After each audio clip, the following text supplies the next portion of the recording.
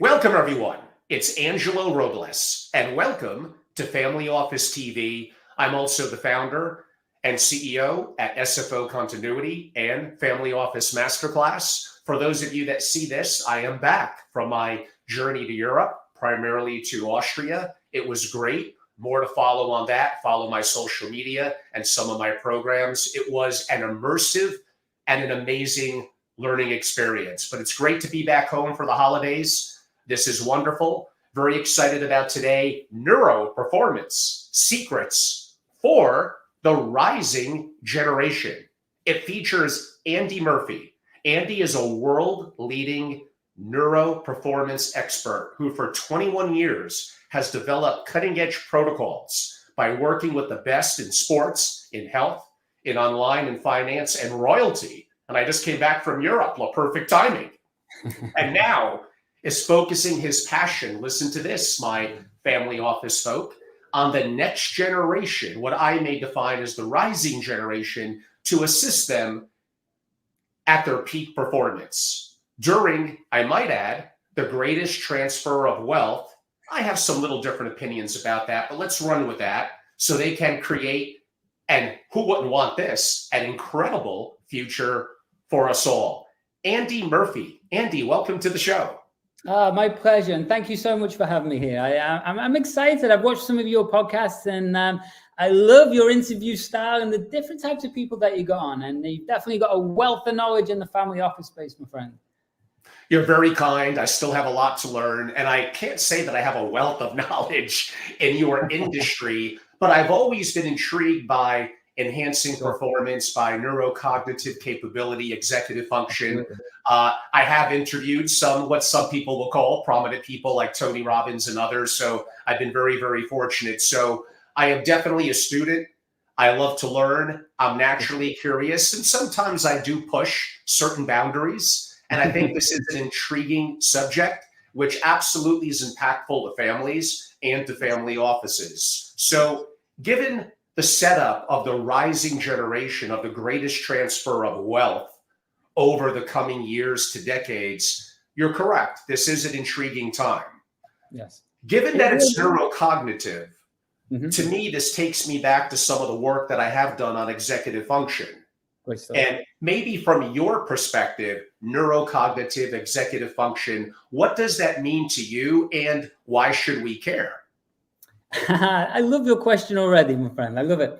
Do you know what? It comes from so much experience looking at so many different types of industries and looking in thousands of people's high performance brains. The reason is we need to be one thing, and that is in control of our mind, our emotions, our peak state, or the version of us. And that leads to our behaviors. And most people these days are in, the big word is everyone's in a state of anxiety, right? The world is anxiety. But the truth is behind this, I think we're just in a ever-changing, dramatically evolving world. And that means it's uncertain. And when things are uncertain, what happens is the fight or flight response, or the amygdala in our brain, lights up. And it really is just an alarm system making sure that we are safe. But what people do is they treat that as that the thing wrong, everything's in danger. And so they allow anxiety to really start leading their decision making. And that causes conflict. It causes miscommunication, which is what's happening, I believe, with the existing generation and the next generation. But the truth is, what we have to really do is learn how to condition our brain, our nervous system, and control our brain chemistry.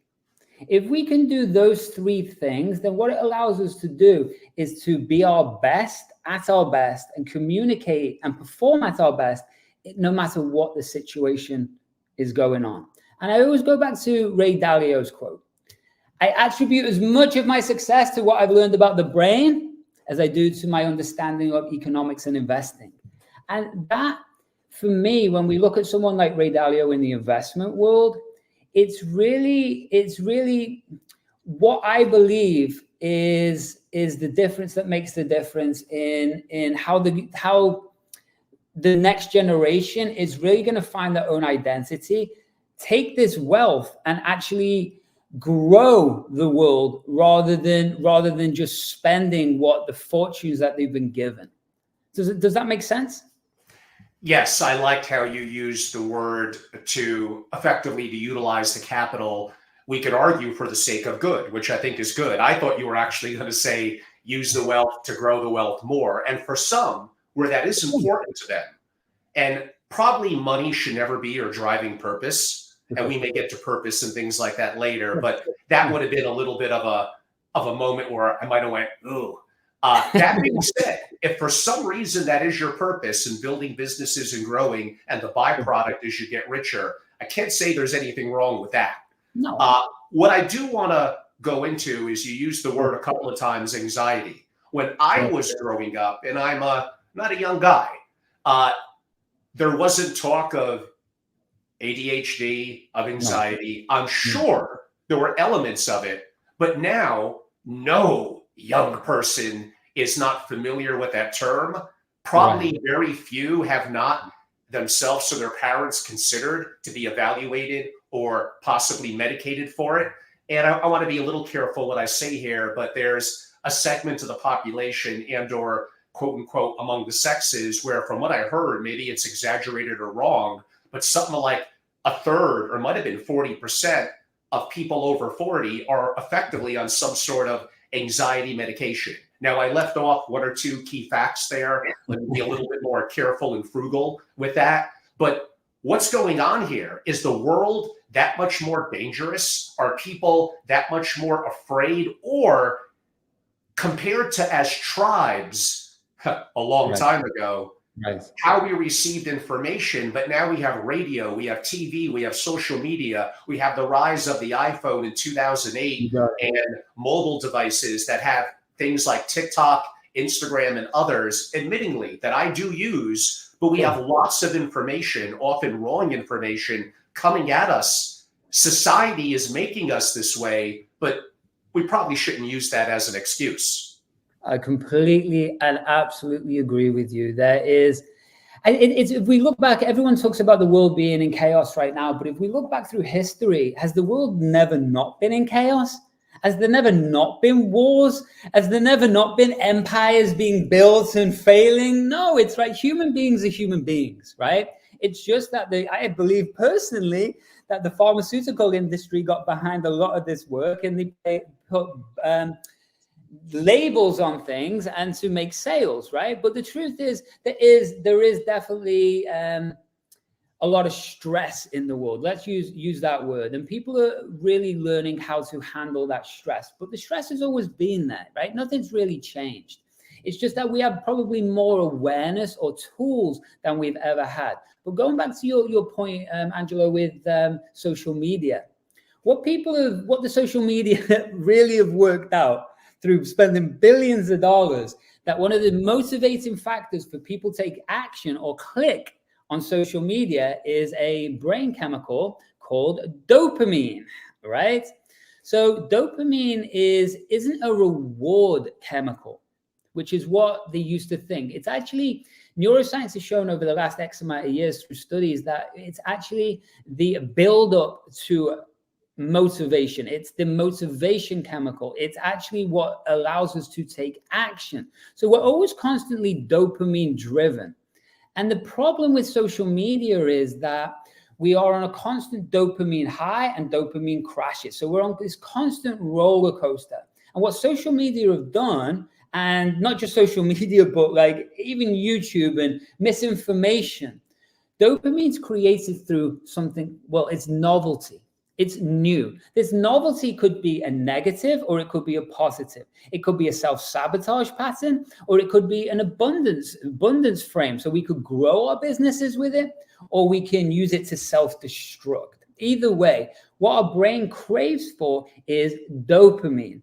So the social media have got a hold of this, and often you might not use social media much, and I use it less and less these days, Angelo, but it's funny, isn't it? We come off social media and within a few seconds, there's a little impulse in us to maybe even click on it again, or we end up finding ourselves scrolling through it. So what we end up becoming is dopamine addicted. We're constantly craving for this search of dopamine, which in a world of misinformation or information, then it means if a new concept comes out, it doesn't mean it's the correct concept. It just means that people like new and they can spread that information. And that can be very damaging in actual economics, in the global economics of what's happening. Because do we really, truthfully know what's happening? Well, we don't, because where is the true information coming from? But everybody loves the shiny and new. Wow. I mean, I think you really nailed it, again, from my perspective, which I kind of led a little bit into. Sure. I pride myself on having good emotional regulation, of not needing validation from others, but I fall prey.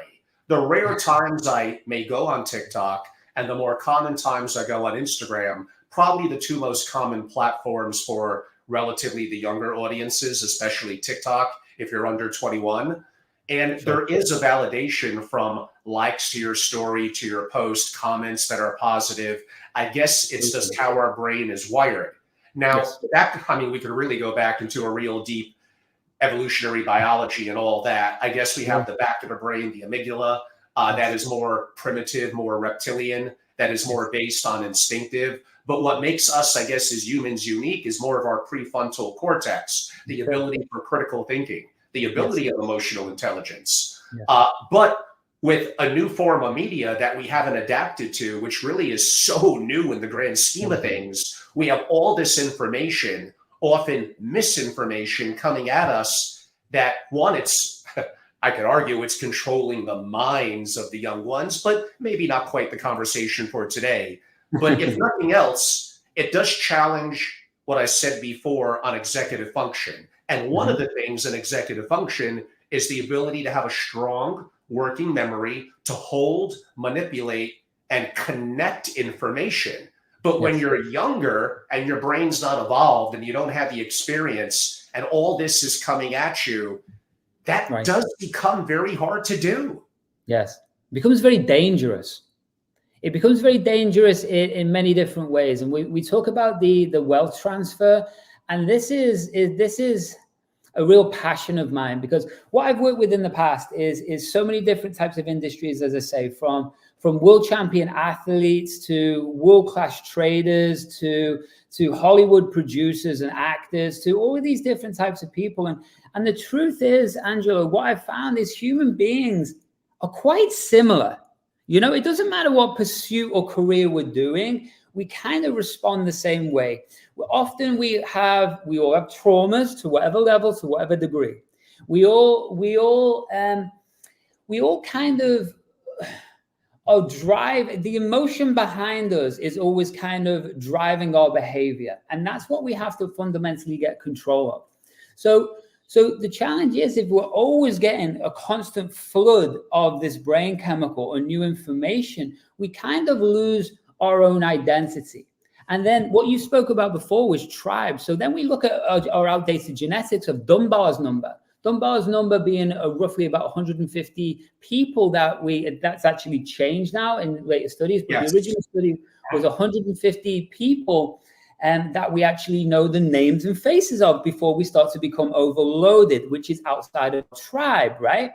And when we have millions of people or hundreds of thousands, or we're scrolling through, we kind of go away from knowing ourselves.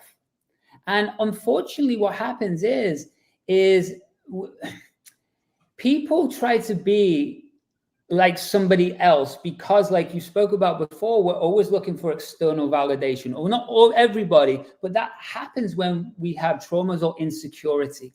We're constantly striving for external validation to make ourselves feel good or valued about ourselves. But the danger with that is people are losing who they truly are.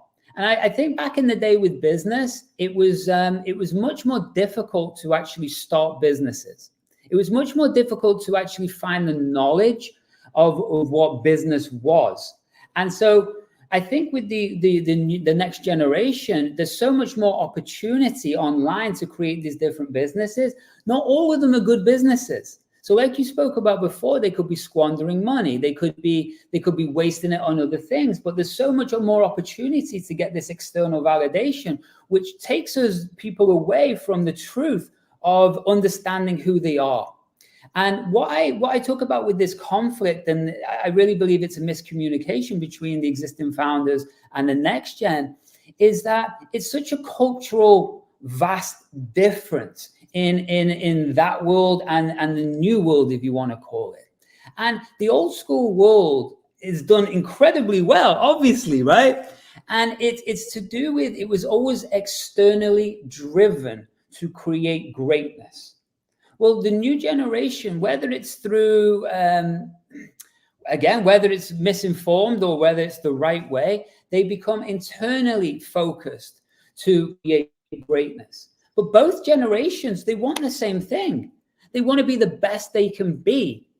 And whatever medium they do to get there. The challenge becomes, if we're being constantly flooded with dopamine from all of these different areas, it takes a lot more work to discover who you really are. And that can be self-destructive. Interesting. So you used the word also emotions. I was going to bring that up. Yes. I guess emotions are a part of the human experience, and they probably serve a biological purpose. I do understand that. And I'm not saying it's always perfect to be so stoic. Although I do think there are advantages to calming your mind, to regulating your feelings, and helping. Again, what makes us different than Neanderthals, than animals, is our prefrontal cortex and our ability for critical thinking, for reasoning. But emotions should not be so quickly to be honored. Could I make the point that we form biases, we form convictions that we hold on to because you want to assume that we're right? Yes. Conviction coupled with emotions, that could be a very deadly and very dangerous combo. Maybe not literally, although perhaps it could be. But in terms of, there are points in our life when our ability to make critical decisions and hopefully make the right decision is very, very important. And that may need to be adapted. I understand nothing stays the same forever. Like a good poker player, you adapt to the changing conditions around you and the changing hand that you're dealt. You do not control everything. But to let your emotions get hold of you, and to let convictions that are no longer accurate or true from how the world works to how many things work. Like, how do we learn how to better self-regulate, to not get stuck in biases that are going to be negative for us, and to not let our emotions control us? I love it. These are great questions. And you bring up such valid things. And you're right. You shouldn't ever be reacting off emotion. You know, that's like a professional athlete going into a game or a match and then running off their emotion. They're going to be not in their peak state. And that's where I'm going to next. So what happens is, if we understand that there are, how to look at this. Okay, we have different versions of ourselves. So the version of us, or the state, so the working state, say the business version of you or the sales version of you, is very different to the family version or the relaxing version or the traveling version, right? They're all different neurological networks that are built up and conditioned. And what I mean by conditioning is that we understand through neuroplasticity that the brain is very malleable. But the brain is also, the deeper it works very much like a muscle. Let's go there. So it works very much like a muscle. So if I am building this version of me all day, like I'm dominantly focused on business, for example, the stresses and strains that I bring from business start creating messy wiring into the rest of our life if we don't know how to change states. So inside each state or each hat or each role that we put on, we have different perspectives around the world, different language we speak to ourselves and other people, different values, different expectations, different beliefs, right? And the only thing we should know about beliefs is that, well, they're not real.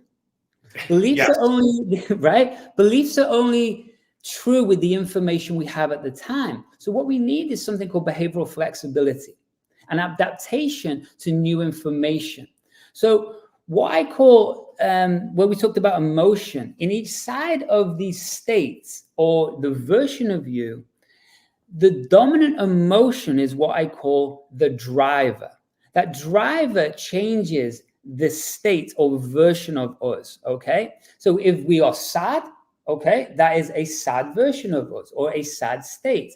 Well, what's our language? What's our beliefs? What's our attitudes? What's our values? What do we make decisions from if the world is sad? Do you think we're going to make the highest level decisions about culture or about a family or about business or about anything?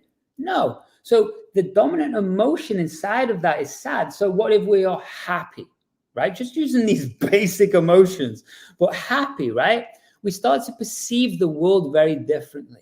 And when we understand that we take in over 2 million bits of information through our 5 senses every single second, it's too much for our conscious mind to handle. So it has to go through a filter system in our brain. So it goes through, it bounces off the programs that are automatically there in our unconscious mind or subconscious mind or our body mind, all right, or habits and behaviors. And then what we perceive in the outside is literally, listen to this stat, and I'm sure you know this, Angelo, but we actually only perceive 134,000 bits of information from over that 2 million. So what does that mean? Does that mean the rest of the world's disappeared? No, it means it exists. It's just our perception around it.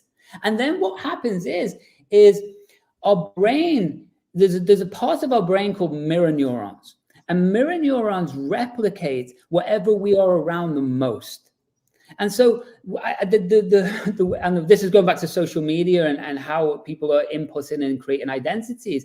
But if we were to look at this example, if you watched horror films every day for a month, now I'm not suggesting you do this, but if you did, right, every single day, how do you think you would be thinking by the end of that month?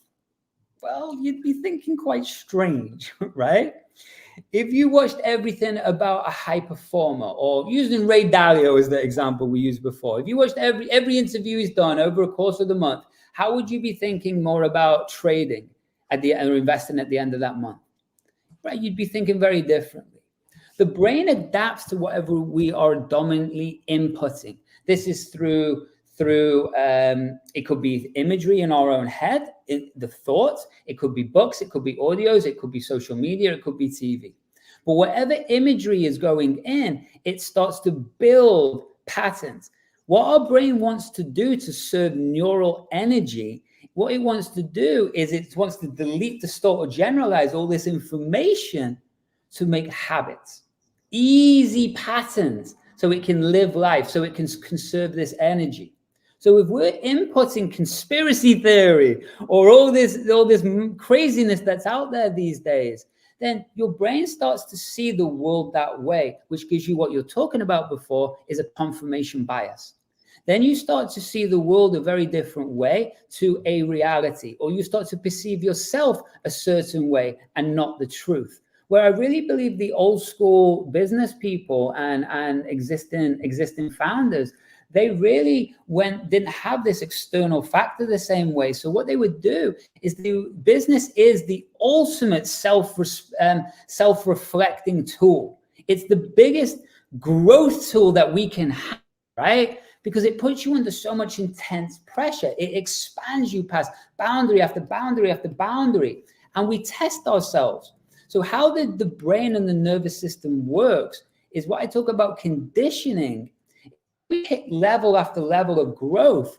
It's like a muscle. The muscle gets bigger, thicker, and stronger as we put ourselves under more and more pressure.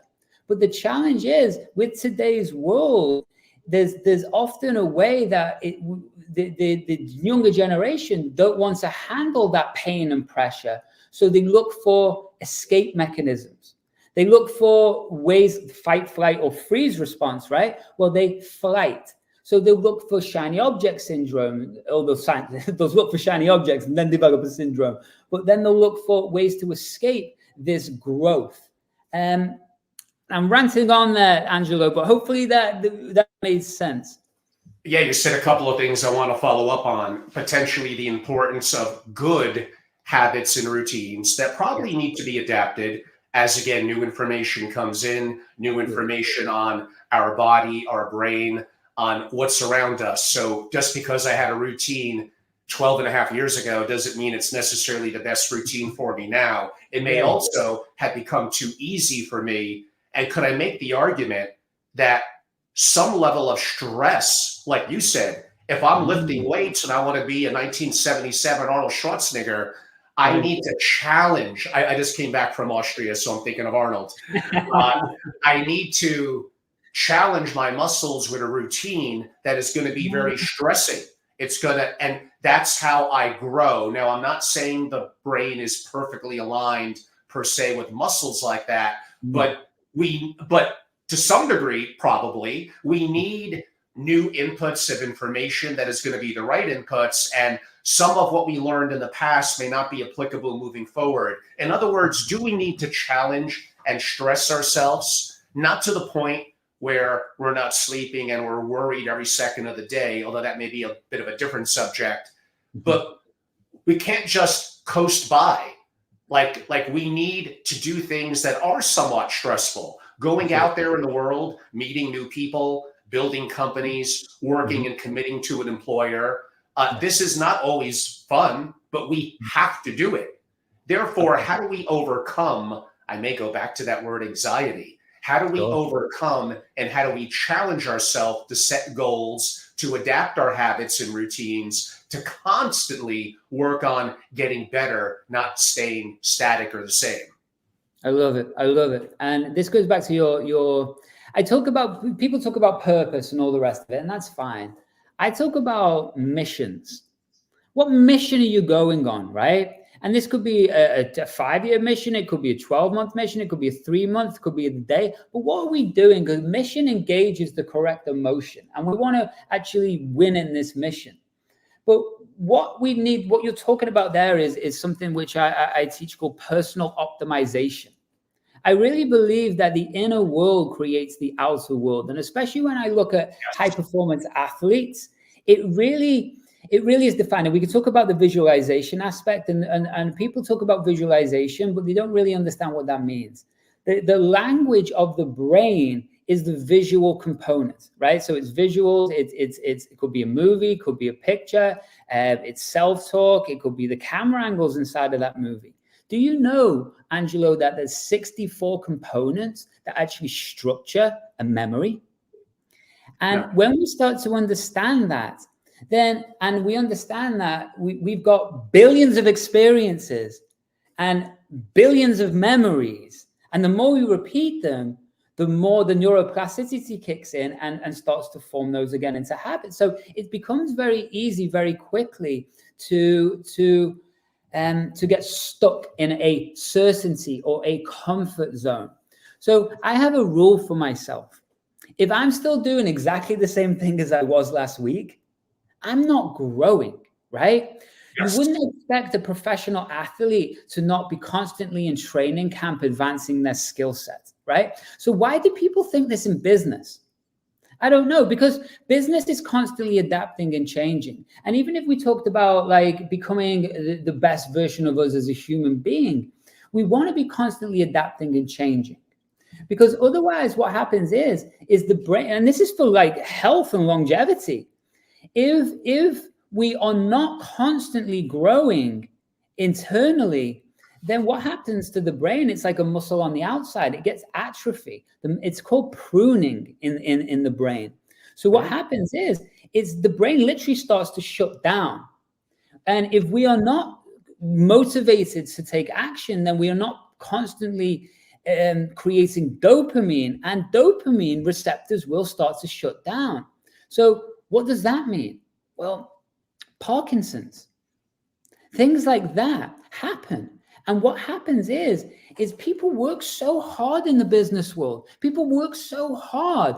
And what is the point if we're constantly redlining ourselves? If we're like a car redlining, we get burnout. And when we get burnout, unfortunately, the brain and the nervous system, it's never quite the same. It's like we get a wound, and that wound has a scar, and that scar is sensitive. So what happens is if we're not taking care of ourselves along the journey, it's like a high performance vehicle, right?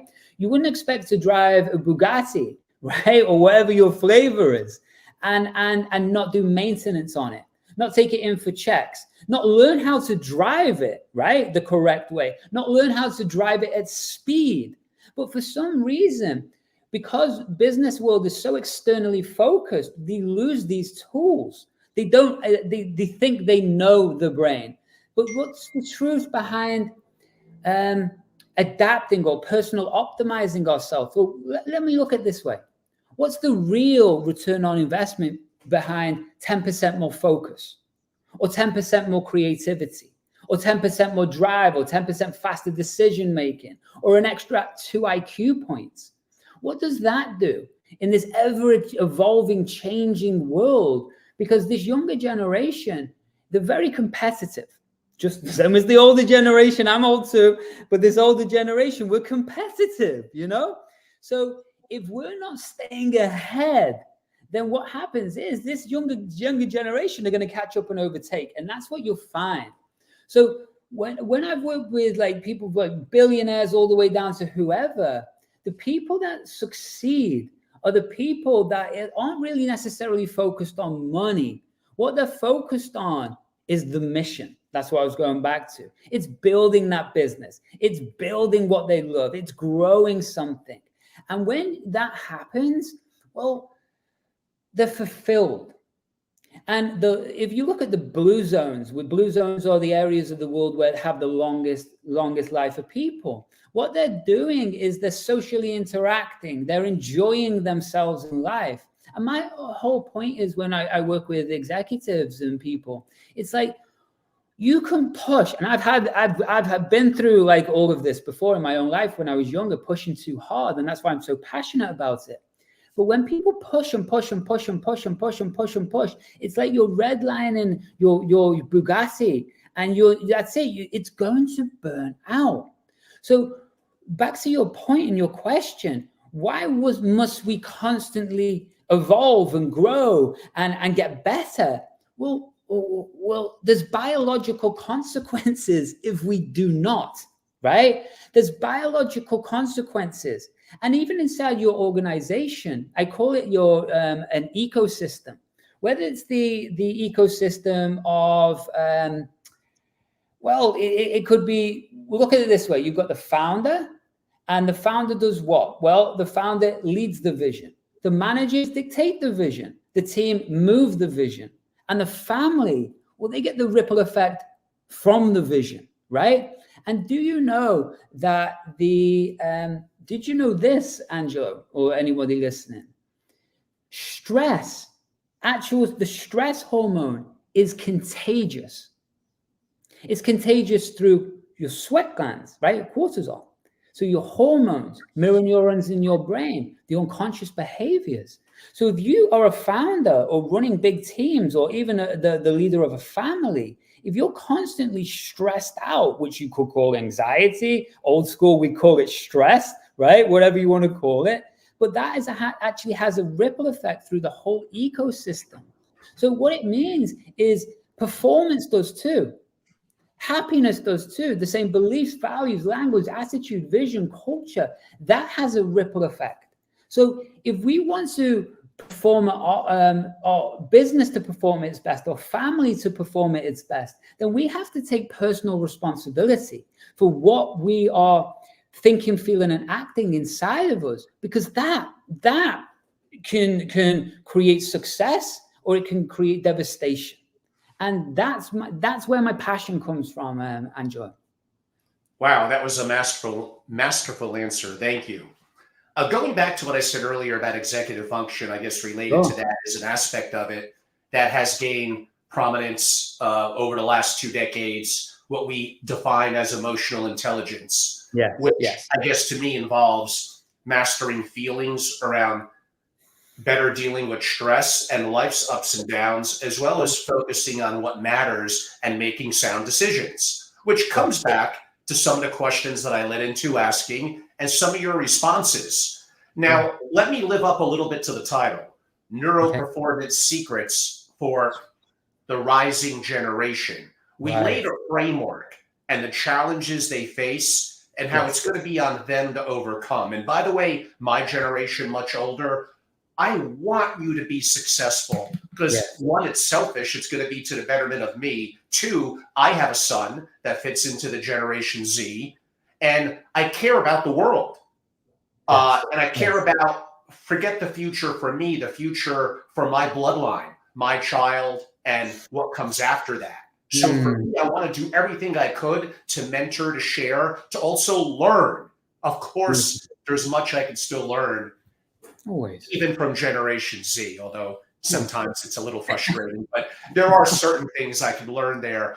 So living up to that title, what, now that they have the framework, what are some things they could actively do to, even if it's get 1 or 2% better, how do they know to identify stress? Sometimes it could be an advantage, fight or flight. It could motivate and push.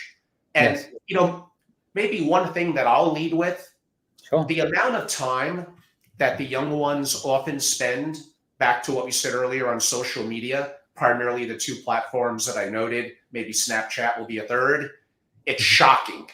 And I can't believe that there's a lot of good that's coming from that. Our brains are not that evolved over just the last 15 years versus relative to how we've been living for a long, long, long time. How could the young ones just be more disciplined? Maybe, you know what, don't spend 4 hours on the phone looking through social media and scrolls all the day, which is probably misinformation and probably looking to manipulate your mind and make you kind of part of the system anyway. We could get into that maybe if we don't want to get into it a little bit later. I'd love to. And you bring up such powerful questions. And whether it's a parent listening to this or whether it's a, say, next gen or whoever listening to this, because you've got such a big audience and a wide audience, it's what happens is dopamine goes in, as I was saying before, goes in spikes and it goes in troughs, right? It goes in highs and it goes in lows. And that's the big chemical that I want people to take away. What dopamine actually does for it, it is the motivation chemical.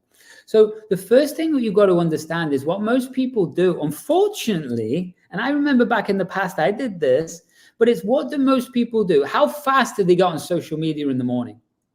Do you know what I mean? Sometimes literally as soon as they wake up. Sometimes as soon as they wake up, right? So what happens when they wake up?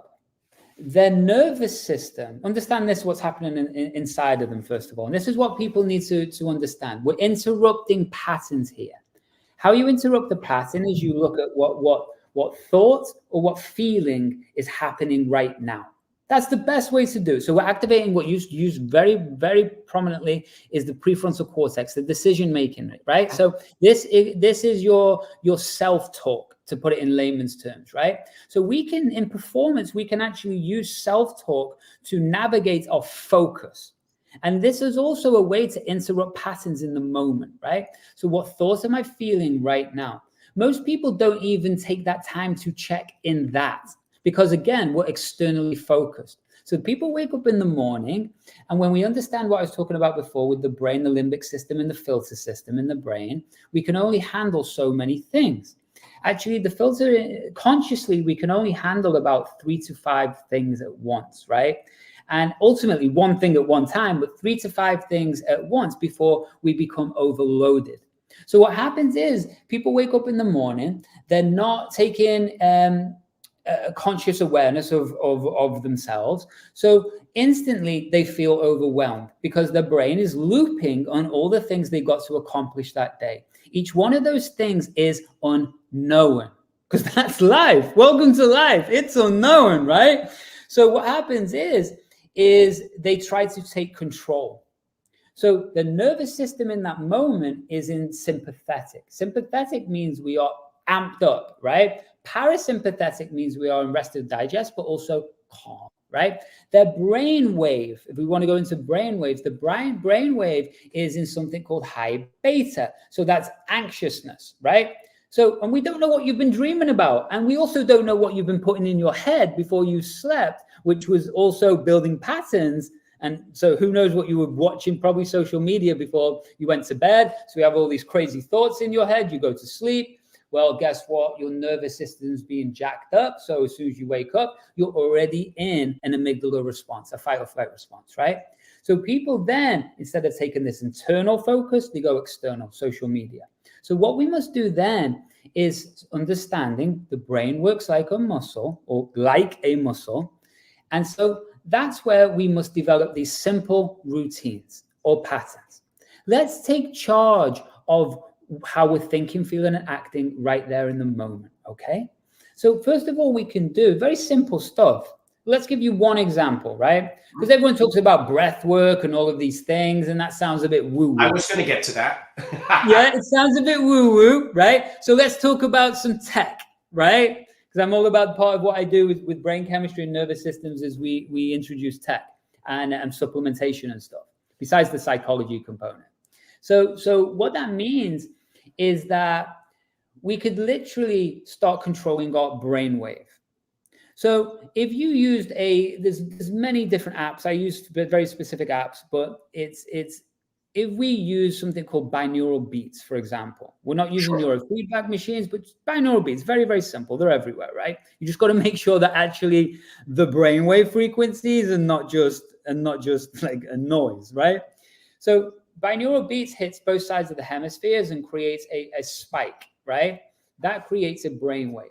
What we want to be doing is literally putting these earbuds in and setting it to alpha or theta and just spending 5 to 10 minutes lying in bed. What that's going to do is that is just going to drop our brainwave into, well, out of high beta, out of anxiety, right?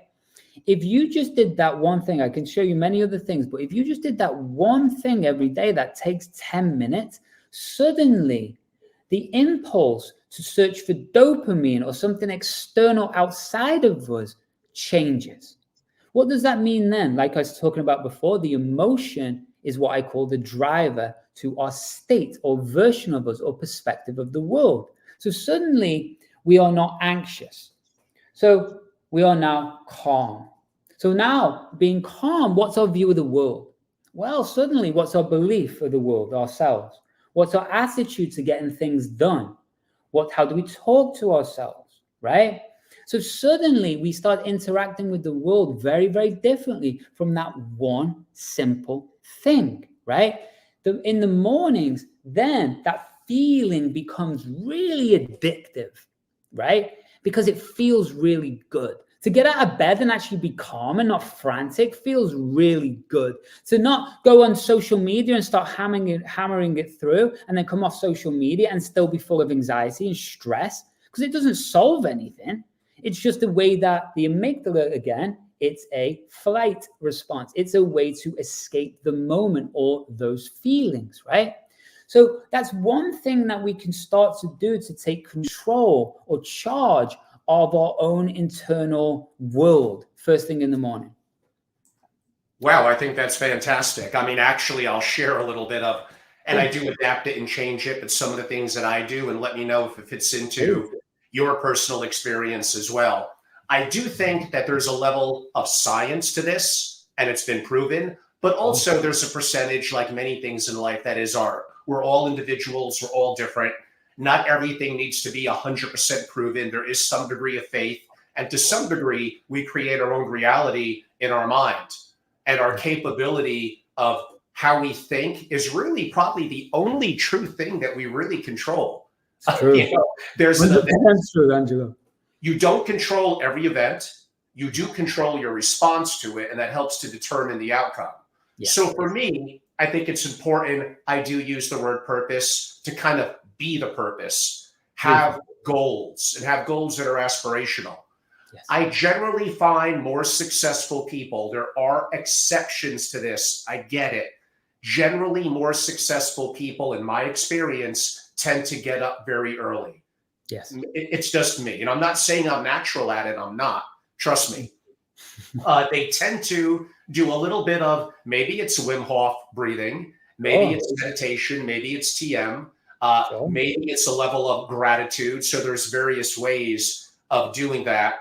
It's trendy lately to do intermittent fasting and no breakfast, maybe just coffee or a green tea. I'll leave that up to you. But I think what you eat, supplements you take, and your workout routine, I do think that is important. It makes you feel better about yourself. It's kind of a little bit, honestly, hard to be stressed when you're focused on your goals and you're committed to your body, your working out, your health, the gift that you have of life that I think is important. Absolutely. The important thing for me, and I don't think I'm saying anything new here, and you did hint at it, is I don't try to, when I'm ready for work, whether that's 7:30, 8 or 8:30, I don't focus on a million different things. I often reprioritize every day as to what's the most important thing for me to do. And I think for me, I'm most alert in the morning. Let me put my phone on mute, not pay any attention to social media. Maybe I only do that 2 or 3 times a day at somewhat allocated times so it doesn't interfere. But for me, now I'm hitting noontime and I feel good. I got up early. I had a focus of gratitude. I focused on my big problem that I put my main energy into. I didn't get distracted. And I feel like I have a little bit of a sense of, I got a lot of things done. I made my bed. I made it so beautifully. Like little things like that begin to become habits, and habits become routines. And then that leads to behaviors, and that leads to the actions that we should take. Now, again, I started the interview. I do work with family office families and executives primarily on some of these things. I believe practically every family office executive could be great. They could be incredible. They could be the LeBron James, the name a great, you would call it football, I would call it soccer. Player. Messi. Now, in reality, to be Messi in soccer, you need innate talent that is fostered at a young age. But the world of the family office and business is actually not quite that competitive. You actually could go from mediocrity to greatness. And I think you could actually do it moderately quickly if you put in the dedication. Now, imagine if you're young, if you have the opportunity to be a sponge, to learn, to have great mentors around you, to develop good habits, to not get addicted to alcohol and drugs and crap like that, that is not going to do anything for you, to develop healthy habits, to be disciplined. Like, you're going to want to go out and have fun, and sometimes you have to, I get it. But maybe in your 20s, and maybe I could talk from the experience as a male, because that's what I am. You have to make sacrifices. You can't go out all the time. Look what Gary Vee said. He sacrificed his 20s, barely having fun and going out, too extreme. I'll agree with that. But he formed his competency that allowed him to grow into himself and become very, very financially successful. Absolutely. I went on a little bit of a rant there. I'm sorry. No, it's great. It's great, Angelo. It's great. I'm going to allow you maybe. No, I love it. I love it. And I want to get to know you even more just by that. It shows me so much of your version of reality, because, and you apply this stuff, and that's great, man. And you help other people. And yes, we can fine tune even that, but that's why I talk about personal optimization. And it's great that you do all of those things, because that is, once you start heading down those paths, right? And it feels so good because you feel better, right? You feel better. And when you start feeling better, you want to do more of it. And it's like, what I always talk about, I always use sports analogy because I've grown up doing martial arts, right? So I was a competitive fighter all my life and things like that. And back in the day when I take a professional, I take an amateur athlete, an amateur fighter, for example, take them to win, then I take them to be a professional, then I take them to being a world champion, right? Well, that is a steep learning curve. It's a steep growth curve, and it requires, like everything, discipline, right? So to wake up in the morning and do, like you say, the routines, morning routines are very important, and also work to home routines, and also evening routines, because we're completing the loop in the brain. And whatever we're trying to do in the mornings, it's very easy not to do it. Yeah, the people who are the outliers, it's kind of good to model, right? It's like you talk about the Gary V's, who are the extreme outliers. Talk about the Messis, who are the extreme outliers. But it's also, if we understand that we might not become the outlier, but if we head towards being them, then we're going to adopt habits and behaviors very, very similar to them. And that's only going to benefit us, right? But again, it's very easy. The world, society is a business. And the business is very designed to take your money. And the money is also your time, effort, and energy. It's designed to take your focus, right? But yet the people who live the happiest lives, the most fulfilled lives, the most content lives, are the people that take all of that energy back from society and from the external, and they bring it internal. And so when you say in the mornings, you narrow your focus down to that one thing. You wake up and you do, like we're talking about, the breath work and all of these things. It's like we're tapping in to our actual human genetics, right? And that's what we've done for hundreds of thousands of millions of years, or depends what your belief is. But and when we tap into those primal parts of ourselves, it's like we can use the body right, okay? That also gets rid of stress hormones by actually exercising.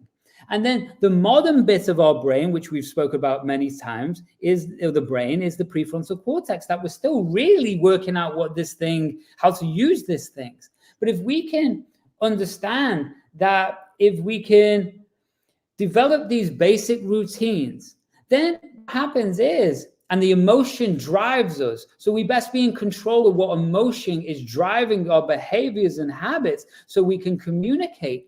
Then what happens is, with the next gen, well, that is very much easier to understand their parents or the original founders' version of reality, because you're not reacting to your own emotion, or believing that your own belief system is the only belief system in the world, because it's not, right?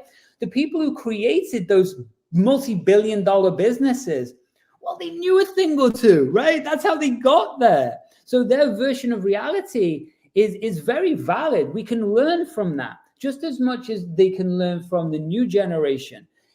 And what if we can understand that both of those worlds, or those belief bubbles, are very, very valid, then what we can do is synergize what beliefs are in similar, or at least we can understand different perspectives, and then we can actually create a new version or model of business and reality, where both cultures or both worlds are seeing the same future, right? And when we can do that, that's how we harmonize, or what we call homeostasis, inside the body. But we can create homeostasis inside of a family. We can create homeostasis inside of a business. We can do all these things. Again, that's what I do for executives. That's what I do for families. That's what I do for traders. That's what I do for hedge funds. That's what I do for VC companies. And I make people the best version of themselves, so they can live the life that they choose to live, whatever that is. I love it. I mean, when I hear you talk, it almost sounds like which is a compliment, the great show Billions, the Windy Road psychologist that makes the great $1 billion investor even better. If you just get a little better every year, those increments really, really add up. I guarantee you there's not a big difference sometimes between someone you see who's incredibly successful at a given craft and you. It may be similar IQ, similar height and looks, whatever it may be. Like, don't play the victim. I hate when the younger people do that. There's a saying, I'm going to have to clean it up a little bit for YouTube, and I'm going to probably mess it up a little bit. But basically, weak people think the world is against them. Strong people, and I know those are both careful terms to use, strong people don't care if it is. They still move forward. I agree there are probably elements and forces against you, whatever it might be. Maybe you're short, maybe you think it's this, it's that, the wrong parents, but you can't change that. You can be the best version of yourself. Do not play the victim. Develop capacity and capability to be competent and show some level of discipline. Actually, the number one trait when I study billionaires and do my research, and I'll give the final word to you in a second, it probably is what some would define broadly as being conscientious, meaning thorough, meticulous, hardworking, which is diligent and efficient, well organized, punctual, ambitious, and persevering, meaning tenacious. Let me tell you, everything I just said under the auspice of being conscientious, all those traits, they are not necessarily inherent. You could learn to do those things. You could learn to be more methodical. You could learn to be more tenacious and persistent.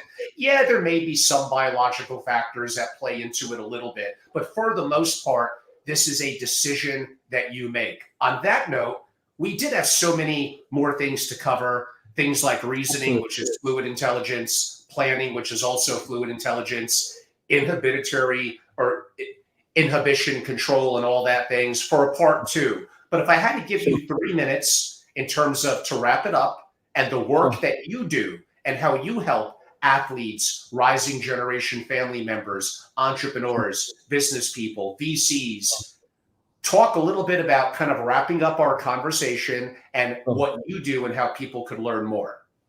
Absolutely. Thank you so much. I've loved, by the way, I've loved today. This has been really fun.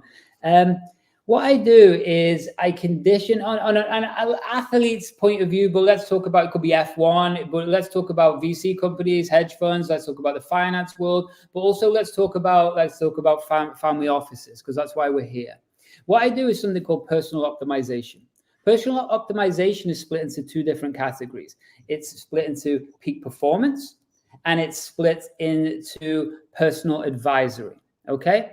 So peak performance is where we look at with business, get the business ROI. It splits into 3 different categories: the mind, the nervous system, and neurochemistry. The mind is where we use modalities like neuro-linguistic programming, which I'm a world-class expert at, behavioral psychology, all of these different things, including persuasion and influence, right? Tech, or the nervous system, is where we introduce tech. This is neurofeedback, photobiomodulation, heart coherence, these things. And then we look at neurochemistry, where we can introduce nootropics, we bring in doctors, we look at the supplementation, the blood work, we can do all of that stuff. So that's for peak performance.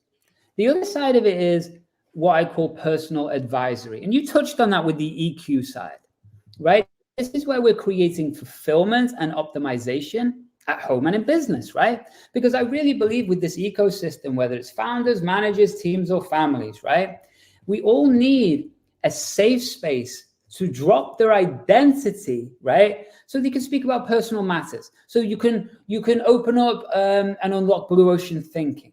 So you can discuss stresses, emotions, changes in perspective, right? We can unload depression or personal issues or tactics, or even with families, we can have a safe space to be truthful about succession, fears, and self-sabotage.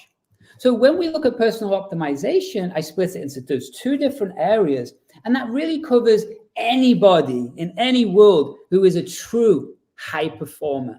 Because what I cannot do is give people motivation, right? What I can do is fine tune anybody on the planet from any level to be the best and ultimate version of themselves.